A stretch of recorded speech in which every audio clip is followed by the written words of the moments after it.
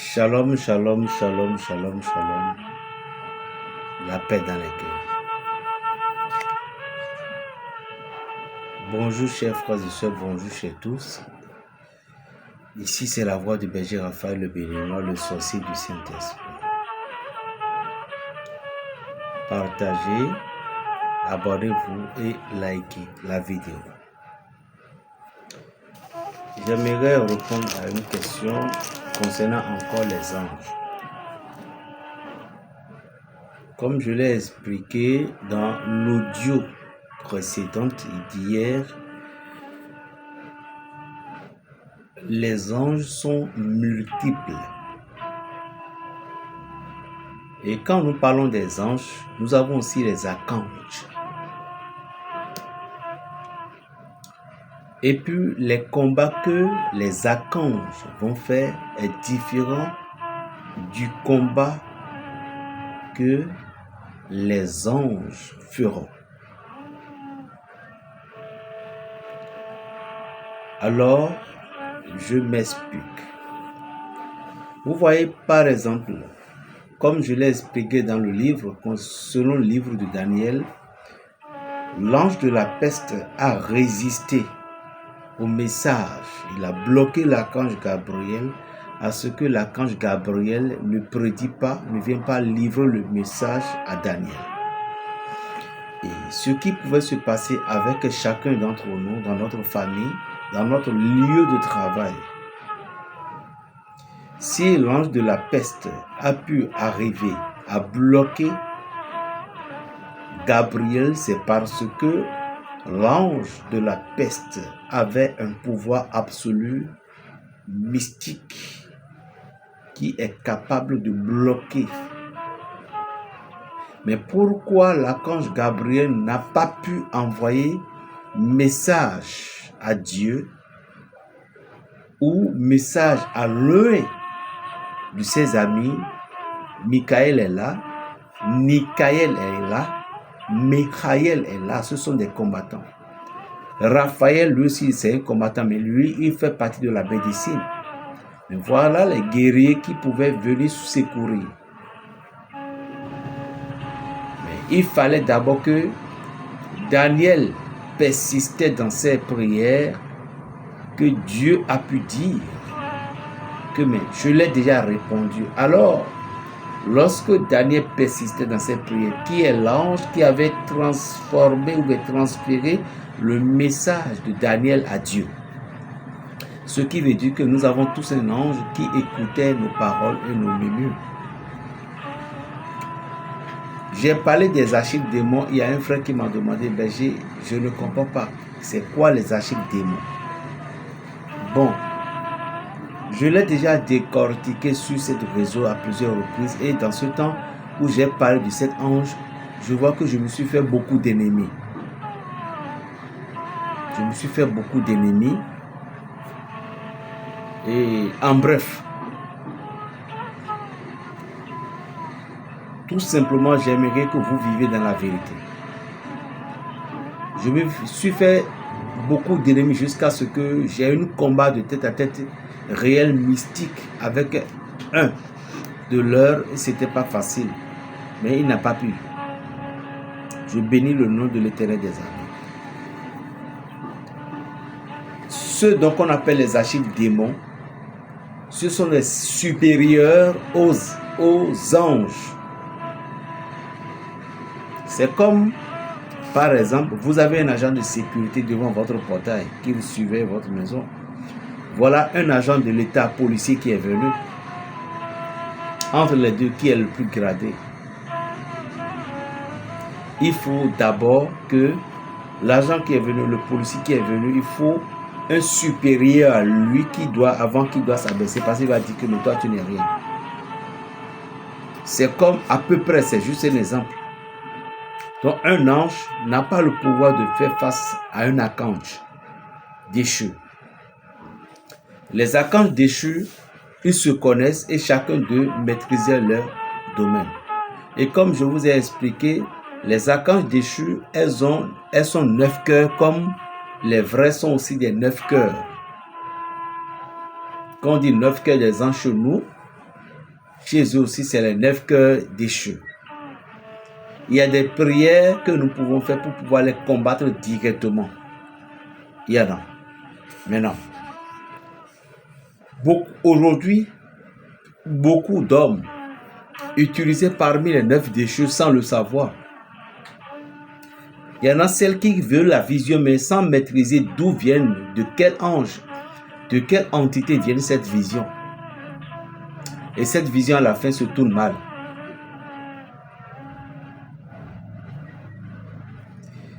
Lorsque vous avez un problème avec un archange déchu, c'est comme vous avez un problème avec un sorcier ou un féticheur.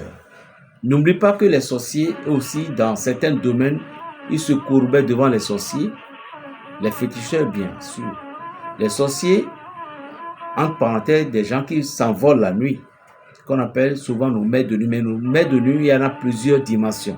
Mais je vais en globaliser comme ça.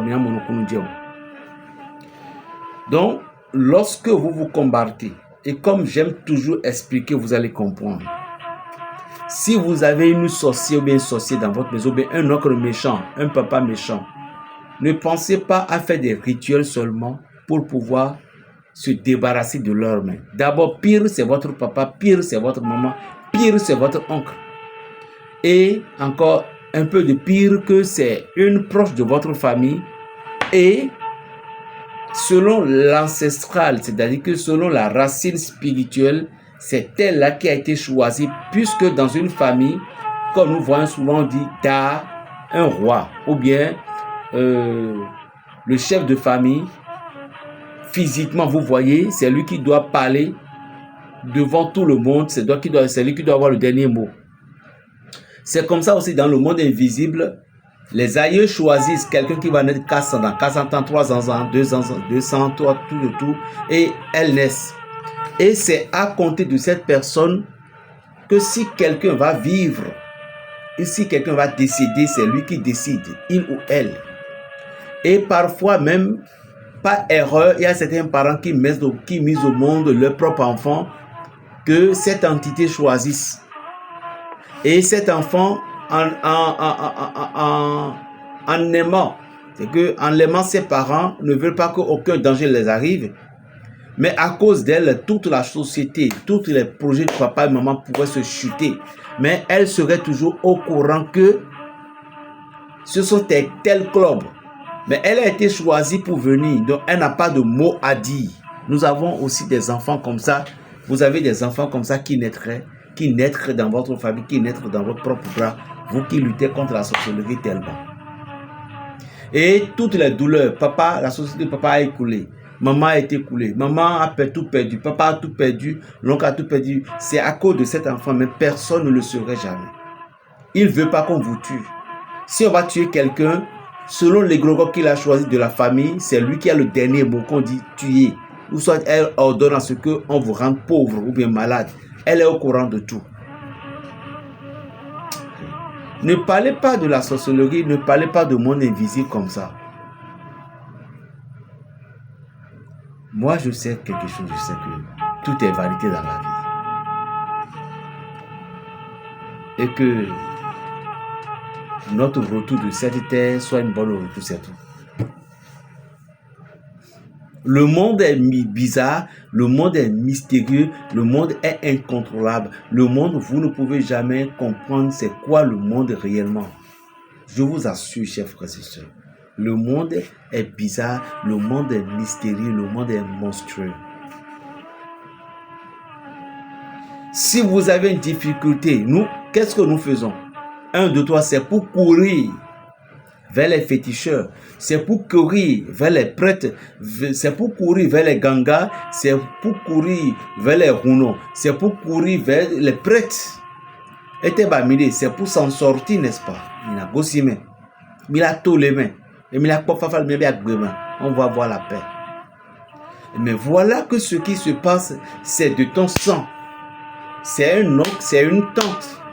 Maintenant, si la personne est féticheur, est différent que la personne est sorcier, c'est encore une autre chose. Parce que quelqu'un qui est féticheur, dans chaque jour, il lui va toujours consulter pour dire voter quel rituel nous pouvons faire pour pouvoir éteindre ces personnes. Mais le sorcier, lui, il est là-bas, elle est là-bas, elle fait, elle voit tout et elle s'impose. Et malheureuse, si elle a encore ces grades qui est avec eux.